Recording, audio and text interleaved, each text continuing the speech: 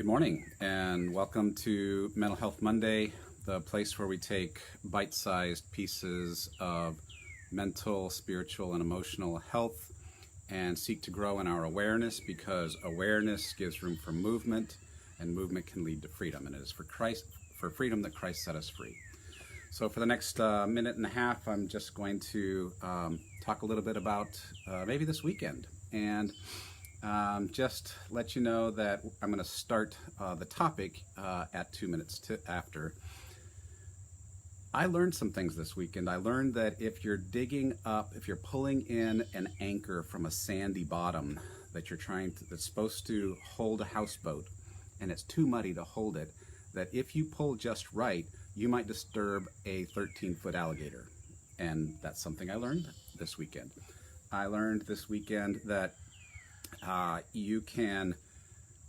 that bass fishing is way different than trout fishing. And with trout fishing, once it's on the hook, you give it a jerk and you pull back to get it out of the water.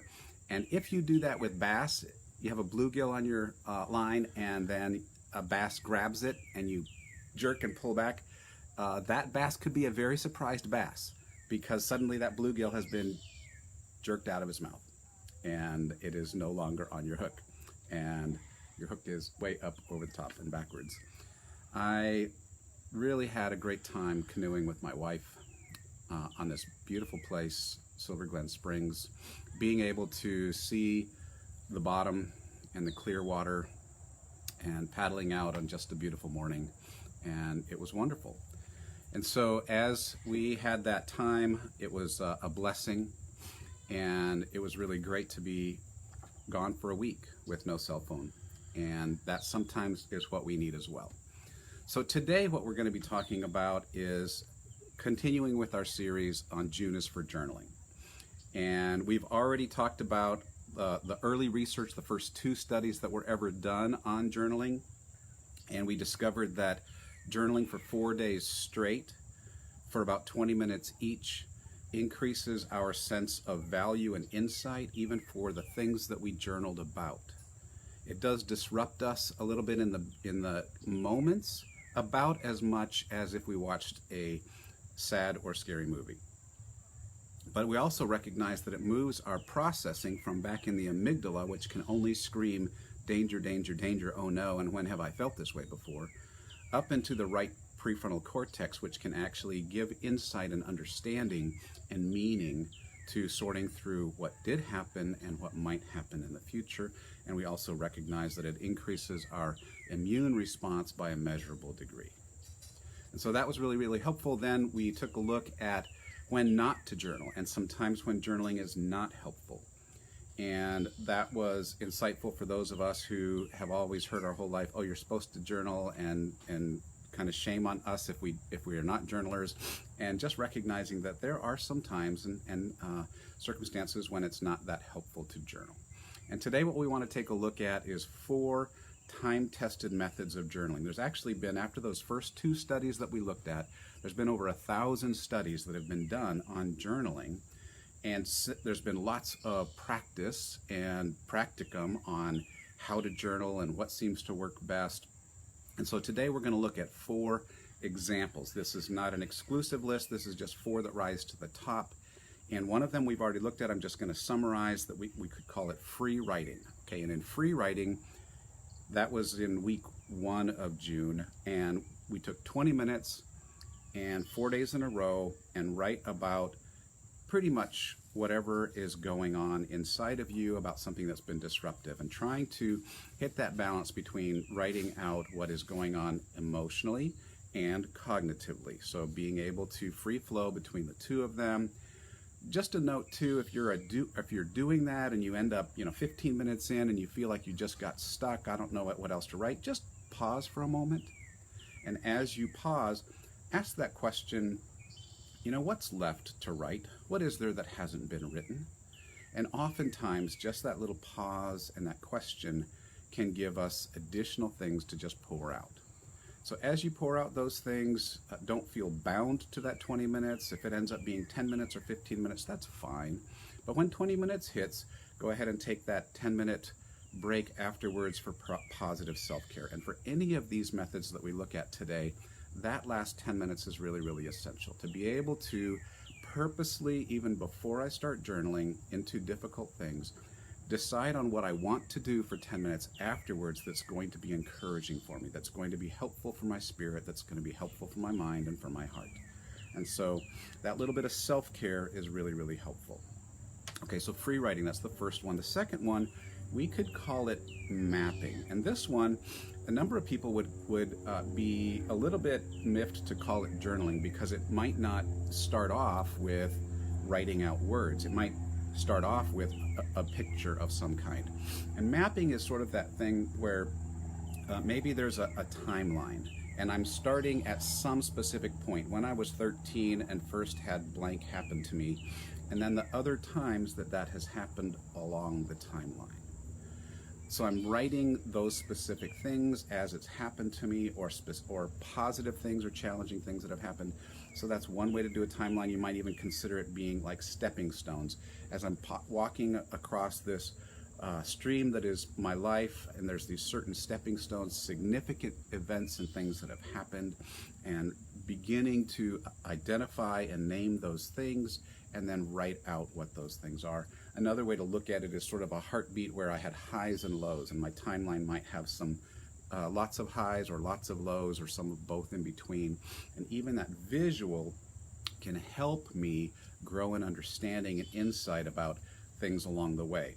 Wow, it's interesting that of the times that I've been more fulfilled seems to be the times when I let go a little bit more about people pleasing, or the times when I had actually more helpful relationships, more healthy relationships, seem to be the times when I purposely paused meaningfully and often in that relationship to tune into what the relationship and what life must look like through the other's eyes.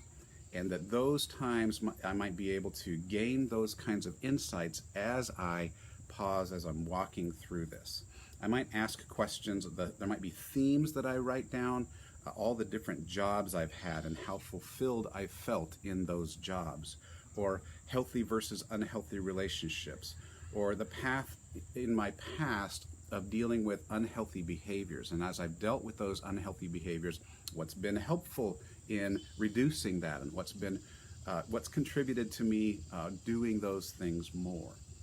And so I can begin to gain insight into what naturally comes out of me, and I can then begin to choose, if I want to steer in new directions. And so mapping is a process and a method of journaling that can be very, very helpful. There's not a specific set of things that that we need to map out. It's like, here's an idea, and put that on paper with some kind of a graphic movement through time usually. It could be that there's a certain idea that I have, or a relationship, and outside of that relationship there are lines that go out to certain pieces about the relationship. How do we do in conflict? How do we do in harmony? How do we do in goal setting? How do we do in decision making? All of those kinds of things could be helpful too. Mapping is just a way of kind of putting in a pictorial form some of what would be down on the paper, but some of us, like me, tend to be more visual in nature, and so it can be helpful to map in journaling. I want to talk about a third kind of journaling, and this is journaling in a certain time frame, and that time frame is when we experience a significant transition in our lives. And that transition might be because I'm making a move from one city to another, or one house to another. It could be because of a job change, a social circle shift, moving towards sobriety out of addiction, new relationships. It could be all kinds of specific things. And yet it's helpful to journal in those transitions so that I don't miss the things that are helpful and the things that are not so helpful. I want to keep a couple topic headings in mind when I'm journaling for transition. The first is the topic that says something like, I will have more success in this shift if I ... That insight might come from observing previous transitions and journaling through those, and noticing what worked and what didn't work. Another one might be, as I look back at previous transitions, one thing I did that made the transition harder was, and so it might end up with something that gives me insight as to, I don't want to do that as much. I don't want to get so swept up in the transition that I lose contact with my friends from my previous places. Those can be so essential in helping the transition be helpful. It's also two things that I might want to be aware of in transitions. One is might be certain things that I used to always do because I believed it was true. I don't believe I have power. I don't believe I have worth. And maybe there's this list of things, or just one or two things, that I no longer actually believe. I do believe that I have worth. I'm not God and I'm not the most important person in the world, but I have real dignity and worth and power and can make choices. And as a result of that, it may steer me in a different direction in this transition. So there's things I no longer believe, and there's things that I now do believe. And those two things can be very, very essential as I'm mapping out what direction do I want to go, what do I want to emphasize in this transition time. If I spend time journaling during transition, it gives more room for potential, more room for possibilities, and more room for hope. And so journaling during transitions, even if I'm not naturally a journaler, is so helpful and essential in those times when major changes are happening. The last thing I want to talk about today is journaling in a season that each of us will go into and out of at times. And maybe you're not one that deals too much with these things, and that's okay. That's great. I love it. And yet many of us do. And that is dealing with those moments or seasons when we're dealing with a lot of anxiety or a lot of depression. And sometimes anxiety can lead to depression because anxiety is exhausting. And there is such a thing that's called anxiety-driven depression. And so depression is usually, we encounter that when we've experienced significant loss or blocked goals. Anxiety tends to be when we are looking forward just a moment or a year or a long time into the future, and we feel out of control and powerless and afraid. And so journaling can help us understand those things and begin to make sense of it. And in dealing with anxiety and depression, one thing that we've talked about before, but we haven't talked about it in the context of journaling, and any list of things about journaling without this would be somehow lacking, and that is just gratitude. Journaling in those moments of anxiety and depression, journaling purposefully gratitude. There is significant power in journaling gratefulness. That whole, I want to count my blessings, is an adage because it's true. It really, really helps us.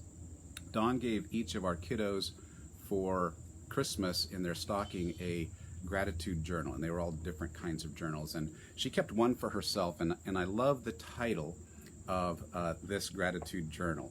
It's just a little thing. It's about this big, and the title is "Okay, Fine, I'm Grateful." And then there's a tagline underneath. You know how sometimes there's a colon and there's a secondary title? Here's the secondary title. Okay, fine, I'm grateful.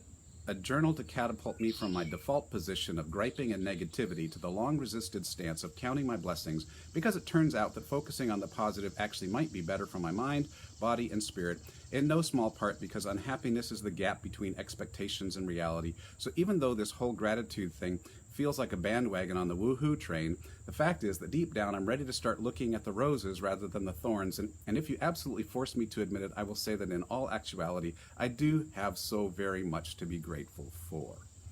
I love that. And it expresses that reality that many of us face when we're looking at gratitude. That yes, we do, in all reality, have so much to be grateful for. And in a tongue-in-cheek way, this author is inviting us into a little bit of humor with that.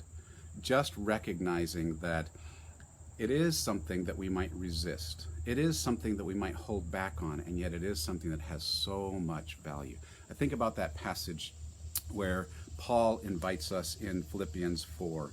He says, "Finally, brethren, whatever is true, whatever is honorable, whatever is right, whatever is pure, whatever is lovely, whatever is of good repute, if there is anything excellence, and if anything worthy of praise, dwell on these things.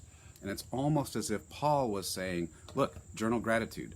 Think about those things. Spell it out. Go back to it. Let your mind and your heart dwell on it. And all of the things that we've talked about in the past when we just talked about expressing gratitude, having a gratitude walk, are also true in journaling. As we pour it out, we have a chance to unpack what's inside. We have a chance to have it become even more real and more within our reach. But yes, I do have so very much to be grateful and thankful for. And so as we let go of June for Mental Health Monday, and we have looked at a number of different parts of journaling, we want to be thankful that journaling is a way that we can grow in our insight, that we can grow in our freedom by growing in our ability to understand what is, so that we can discover different pathways that might lead to freedom. And it is for freedom that Christ set us free. So June has been for journaling. July is for freedom.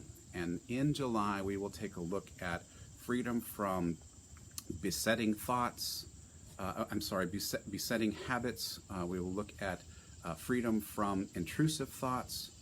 We will look at freedom from automatic negative thoughts. And we'll just explore those things together and begin to map out some ways that we can deal with those very, very common and challenging places we find ourselves. So thanks for joining us today. It's good to be with you. I hope it's a blessing to you as it's a blessing to me. Take care.